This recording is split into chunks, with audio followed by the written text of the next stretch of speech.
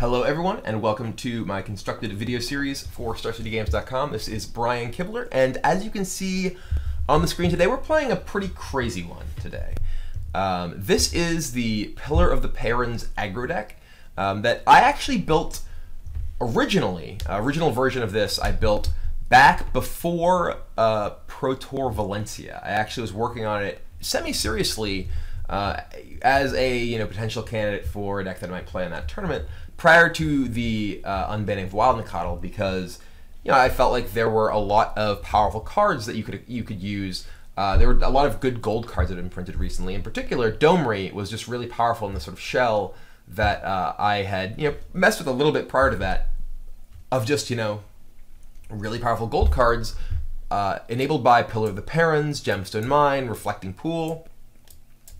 And one thing that is new is that there's actually also now Mana Confluence. So you have access to, if you want them, 8 copies of City of Brass, basically. And right now I'm playing 6. I was playing 8 for a little while with a version of the deck, and it was a little too painful. And one of the things that's definitely very much in flux with this deck, I mean, everything's in flux. There's lots of things I've tried in and out of the deck. And this is hardly a tested, tried and true deck, but it is a fun one. So we're gonna be having some fun today. That's the goal. So Mana Confluence, City of Brass. Right now there's a lot of mana in this deck. There's 22 land, 4 mana creatures, and one of the things that I found that I lost the most to when I was playing this deck was actually just mana flood. Because the deck didn't really have a ton of ways to use excess mana and just had a lot of actual mana in it. In particular against like blue-white-red decks, just control style decks, you could find yourself really running out of action when your draw steps can just be mana creatures. It's one of the reasons that there's Horizon Canopies in the deck. They may need to go, they're a little painful, but alongside everything else in here. But one thing that I was trying when I was actually streaming this deck on my 4th of July stream, on Twitch, was that I was trying out Ajani, Mentor of Heroes, as a Cyborg card, and every time I played it, either in this deck or the Red, White, and Zoo deck, it was another Lightning Angel deck, that was the theme of the day, it was Miss America, Lightning Angel. But anyway, every time I played Ajani, it was awesome.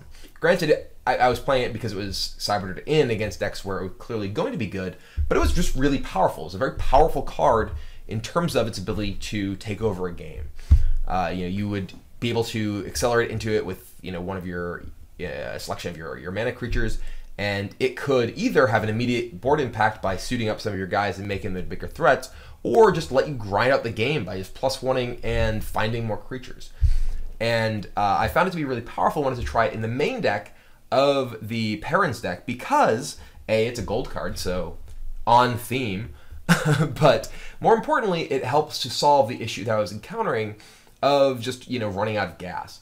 An earlier version had 4 copies of Domri Raid, which is a powerful card, but I think not as good as it once was in the current format, just because a lot of decks have better ways to deal with it, and there's less value for the fight ability than there once was. But anyway, regardless, the deck is just a lot of pretty powerful, pretty efficient cards. One of the things about gold cards is that they tend to be among the best cards for their cost.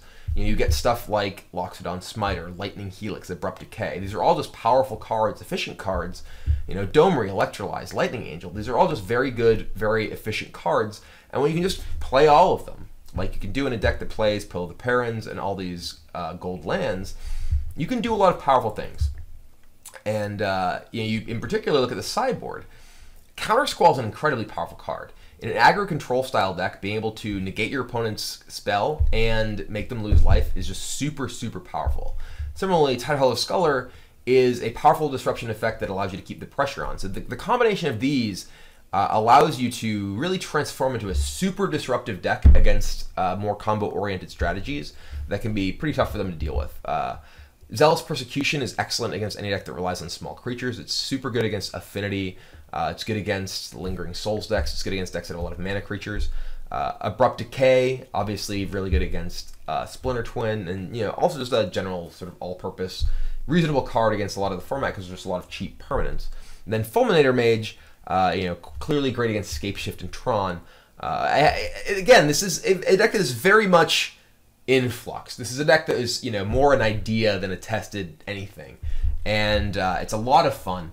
And I wanted to do something, you know, with the standard format winding down with M15 coming out soon. Modern is kind of where it's at right now in terms of, you know, the constructed formats that are interesting to play and make videos about. And I wanted to do something a little bit different. So here's my thing that's a little bit different, and we're gonna have a lot of fun with it. So let's go lightning angel some people right out, shall we?